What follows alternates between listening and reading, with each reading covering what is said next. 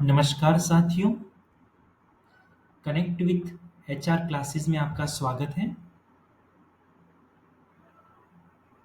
आज की इस कक्षा में हम भारत की महान्यायवादी अटॉर्नी जनरल ऑफ इंडिया के बारे में पढ़ेंगे। जैसा कि हमने पिछली कक्षा में भारत की मंत्री परिषद से संबंधित संवैधानिक प्रावधानों को पिछली कक्षा में पूर्ण किया, आज की इस कक्षा में उससे आगे बढ़ते हुए जो नवीनतम भारत के संवैधानिक उपबंधों के अधीन जो अध्याय है वो कह सकते हैं कि अटॉर्नी जनरल ऑफ इंडिया जो अध्याय 5 के अंतर्गत समाविष्ट है। तो आज की इस कक्षा में हम भारत के महान्यायवादी के बारे में अध्ययन करेंगे। तो उसमें किन किन बातों को मुख्य केंद्र बिंदु में रखकर इस कक्षा में अध्ययन किया जाएगा, उसमें जो होगा संवैधानिक प्रावधान भारत के महान्यायवादी से संबंधित, भारत के महान्यायवादी की नियुक्ति के संबंध में जो प्रावधान है उसके बारे में अध्ययन करेंगे, उसकी योग्यता के बारे में अध्ययन करेंगे, साथ ही उसका कार्यकाल, उसकी कार्य और शक्तियाँ, उसकी सीमाएं क्या हैं, साथ ही सॉलिसिटर जनरल ऑफ इंडिया और अटॉर्नी जनरल ऑफ इंडिया के बीच जो क्या अंतर है उसके बारे में भी हम अध्ययन करेंगे। साथ ही पूर्व परीक्षाओं में पूछे गए संघ लोक सेवा आयोग के प्रश्नों जो भारत के महान्यायवादी से संबंधित हैं को भी हम इस कक्षा में देखेंगे। तो बिना देरी के शुरू करते हैं भारत के महान्यायवादी अर्थात अटॉर्नी जनरल ऑफ इंडिया। आपसे अनुरोध है कि आप इस चैनल पर अगर नए हैं तो चैनल को सब्सक्राइब जरूर करें और अधिक से अधिक मात्रा में इस चैनल को शेयर करें, और आपको अगर ये वीडियो पसंद आए तो उसको लाइक जरूर करें। तो बिना देरी के शुरू करते हैं अटॉर्नी जनरल ऑफ इंडिया के संबंध में जो संवैधानिक प्रावधान है हमारे संविधान में, उसको हम देखते हैं। चलिए, संवैधानिक प्रावधान अनुच्छेद 76। अगर आपको कोई पूछे कि अनुच्छेद 76 किससे संबंधित है तो वो भारत के महान्यायवादी से संबंधित है। अगर क्वेश्चन बन के आ जाता है कि निम्नलिखित में से कौन सा अनुच्छेद भारत के महान्यायवादी से संबंधित है, तो अनुच्छेद 76 भारत के महान्यायवादी से संबंधित है। तो संवैधानिक प्रावधान में प्रथम बिंदु यही है कि अनुच्छेद 76 के अंतर्गत भारत के महान्यायवादी का प्रावधान हमारे संविधान में किया गया है। दूसरा महत्वपूर्ण बिंदु जो हमें ध्यान रखने योग्य है कि यह भारत सरकार का प्रधान विधिक अधिकारी होता है, अर्थात चीफ लीगल एडवाइजर होता है भारत सरकार का कौन, महान्यायवादी। तीसरा महत्वपूर्ण बिंदु यह है कि यह केंद्र सरकार अर्थात भारत सरकार को विधिक मामलों में सलाह प्रदान करता है। तो संवैधानिक प्रावधानों के अंतर्गत आपको मैंने तीन बातों को बताया। पहला कौन सा, 76 के अंतर्गत भारत के संविधान में महान्यायवादी के बारे में उपबंध किया गया है। दूसरा, यह भारत सरकार का प्रधान विधिक अधिकारी होता है। तीसरा, यह भारत सरकार को विधिक मामलों में सलाह प्रदान करता है, कौन, महान्यायवादी। उसके बाद हम नेक्स्ट टॉपिक जो इसका है वो है महान्यायवादी की नियुक्ति और योग्यता। तो चलिए देखते हैं नियुक्ति और योग्यता के संबंध में जो प्रावधान भारत के महान्यायवादी से संबंधित है। नियुक्ति, भारत के महान्यायवादी की जो नियुक्ति है वो राष्ट्रपति महोदय द्वारा की जाती है। इसमें पात्रता क्या है, ऐसा व्यक्ति होना चाहिए जो भारत के सर्वोच्च न्यायालय अर्थात सुप्रीम कोर्ट का न्यायाधीश नियुक्त किए जाने के लिए योग्य हो, अर्थात वह व्यक्ति जो भारत का नागरिक हो।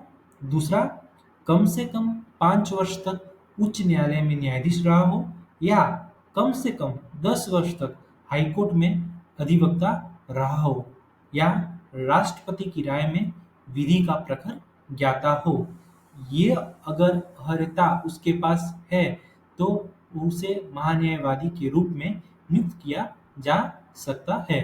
कौन कौन से, ऐसा व्यक्ति जो भारत के सर्वोच्च न्यायालय का अर्थात सुप्रीम कोर्ट का न्यायाधीश नियुक्त किए जाने के लिए योग्य हो, और अन्य जो उसकी अर्हता है, पात्रता है, वह भारत का नागरिक होना चाहिए, कम से कम 5 वर्ष तक उच्च न्यायालय में न्यायाधीश रहा हो, या कम से कम 10 वर्ष तक हाई कोर्ट में अधिवक्ता रहा हो, या राष्ट्रपति की राय में विधि का प्रखर ज्ञाता हो।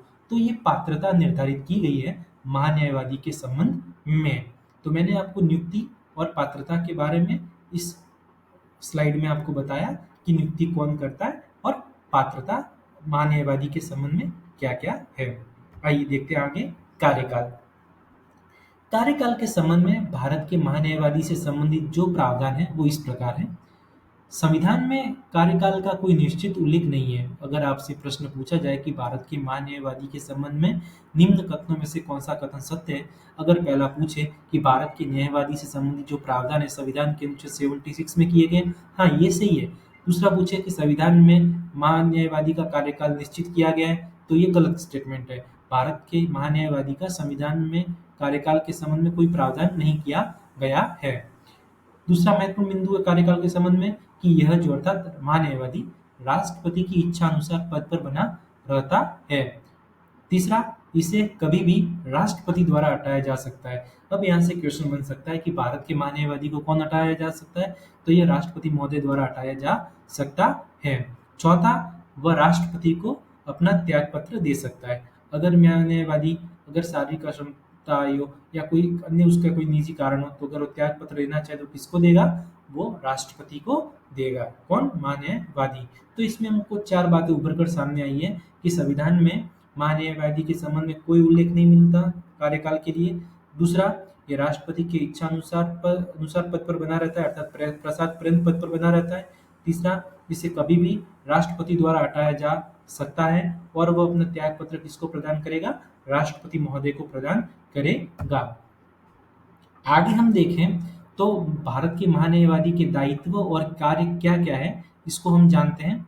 तो सबसे पहला जो उसका दायित्व और कार्य के अंतर्गत महत्वपूर्ण बिंदु है कि राष्ट्रपति द्वारा अनुच्छेद 143 के तहत उच्चतम न्यायालय अर्थात सुप्रीम कोर्ट से परामर्श मांगने पर न्यायालय में सरकार का पक्ष प्रस्तुत करता है। कौन करता है, भारत का महान्यायवादी, अटॉर्नी जनरल ऑफ इंडिया। कौन, महान्यायवादी। दूसरा, सर्वोच्च न्यायालय में भारत सरकार की ओर से मुकदमे की पैरवी करता, ये भी भारत के महान्यायवादी के दायित्व और कार्य के अंतर्गत आता है। तीसरा, उच्चतम न्यायालय और किसी भी उच्च न्यायालय में भारत सरकार की ओर से प्रतिनिधित्व करना भी उसके कार्य और दायित्व के अंतर्गत आता है। चौथा है, संसद में कानूनी मामलों पर राय देना जब आवश्यकता हो। तो आपको मैंने बताया कि भारत के न्यायवादी के दायित्व और कार्य के संबंध में कौन कौन से बिंदु है। पहला, अनुच्छेद 143 के तहत अर्थात राष्ट्रपति द्वारा उच्चतम न्यायालय से परामर्श मांगने पर न्यायालय में सरकार का पक्ष प्रस्तुत करेगा। दूसरा, सर्वोच्च न्यायालय में भारत सरकार की ओर से मुकदमे की पैरवी करना, उच्चतम न्यायालय और किसी भी राज्य के उच्च न्यायालय में भारत सरकार की ओर से प्रतिनिधित्व करना, संसद में कानूनी मामलों पर राय देना जब आवश्यकता हो। तो इसके दायित्व और कार्यों के बारे में मैंने बताया। आगे हम देखें भारत के महान्यायवादी की शक्तियां और सीमाएं। तो सबसे पहले हम शक्तियां देखें तो सबसे पहली शक्ति यह है कि वह भारतीय राज्य क्षेत्र में सभी न्यायालयों में सुनवाई का अधिकार उसको दिया गया है।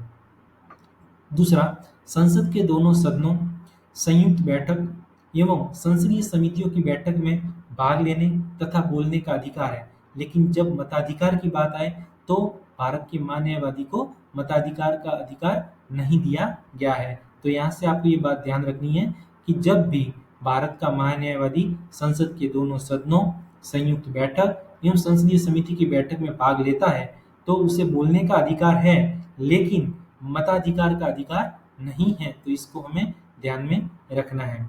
तीसरा महत्वपूर्ण जो इसकी पावर के अंतर्गत आता है वह है संसद सदस्यों को प्राप्त विशेषाधिकार और उन्नतियां भी इसे प्राप्त होती हैं। किसे, भारत के महान्यायवादी को। तो ये स्टेटमेंट बन के क्वेश्चन आ सकते हैं, तो इसको आपको ध्यान में रखने हैं। तो ये मैंने आपको शक्तियां भारत के महान्यायवादी की बताई। आगे हम देखते हैं भारत के महान्यायवादी की सीमाएं क्या हैं। पहला, भारत सरकार के खिलाफ कोई सलाह या विश्लेषण नहीं कर सकता। कौन, महान्यायवादी। दूसरा, जिस मामले में वह भारत सरकार की तरफ से पेश होता है उस पर कोई टिप्पणी नहीं कर सकता। अर्थात भारत सरकार की तरफ से अगर कोई पेश हो रहा है भारत का महान्यायवादी, तो उस पर कोई वह टिप्पणी नहीं करेगा। तीसरा, बिना भारत सरकार की अनुमति के किसी आपराधिक मामले में किसी व्यक्ति की तरफ से पेश नहीं हो सकता। अर्थात अगर भारत का महान्यायवादी आपराधिक मामले में किसी व्यक्ति की तरफ से पेश होता है तो उसे भारत सरकार की अनुमति लेनी आवश्यक है। बिना अनुमति के वह आपराधिक मामले में किसी व्यक्ति की तरफ से पेश नहीं हो सकता। चौथा महत्वपूर्ण बिंदु है, भारत सरकार की अनुमति के बिना किसी परिषद या कंपनी के निदेशक का पद ग्रहण नहीं कर सकता। अगर वह पद ग्रहण करता है तो उसे भारत सरकार की अनुमति लेनी आवश्यक है। चौथा पॉइंट होने के बाद पांचवा पॉइंट जो महत्वपूर्ण है वह है, भारत के महान्यायवादी सरकार का पूर्णकालीन वकील नहीं है, इसीलिए उसे निजी कार्रवाई से रोका जा सकता नहीं है।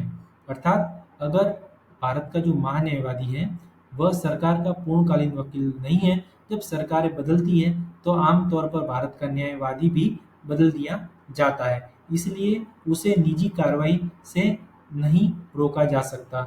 बशर्ते है कि अगर वह भारत के न्यायवादी पद पर कार्य कर रहा है तो वह ऐसे किसी भी मुकदमे को नहीं लड़ेगा जिसमें भारत सरकार से संबंधित कोई प्रश्न उपस्थित है। आगे हम देखते हैं भारत के महान्यायवादी और सॉलिसिटर जनरल में अंतर क्या है। तो इसको यहाँ पे देखें तो सबसे पहले हम भारत के महान्यायवादी के बारे में जानेंगे, उसके बाद सॉलिसिटर जनरल के बारे में।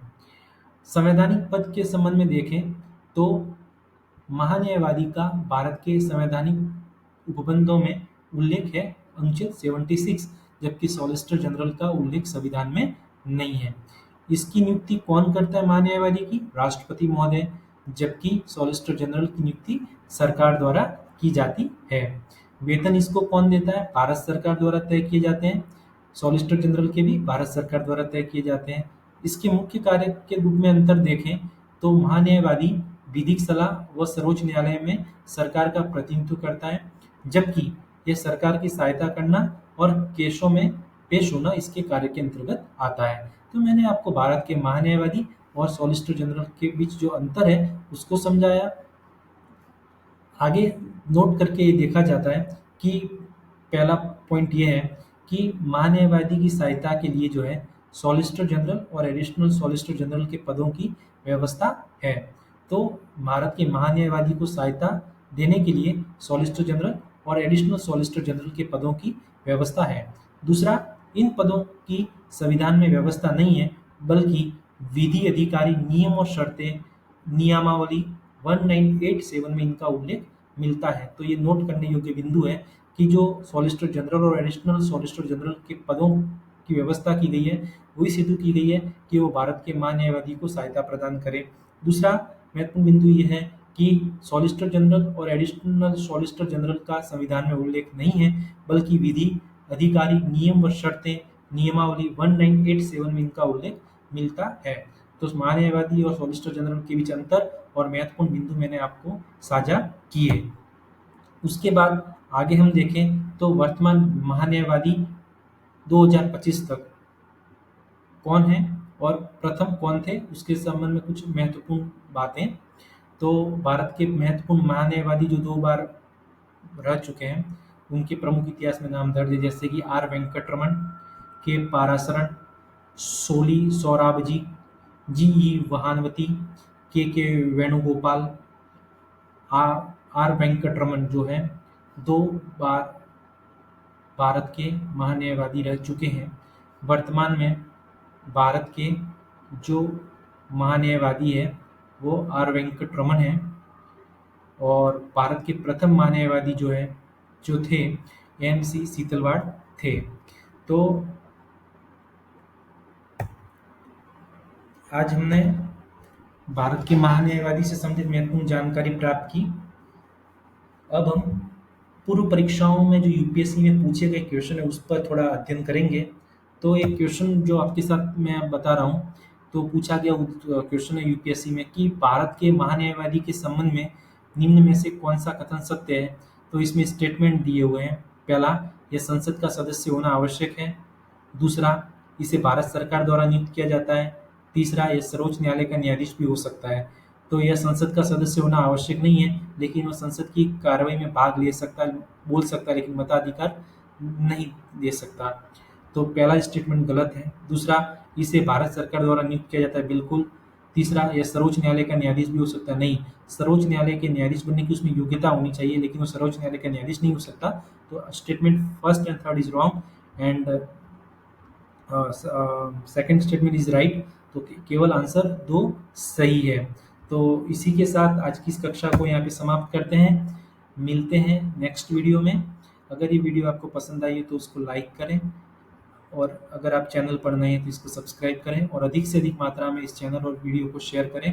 इसी के साथ धन्यवाद। मिलते हैं अगली कक्षा में। तब तक के लिए धन्यवाद।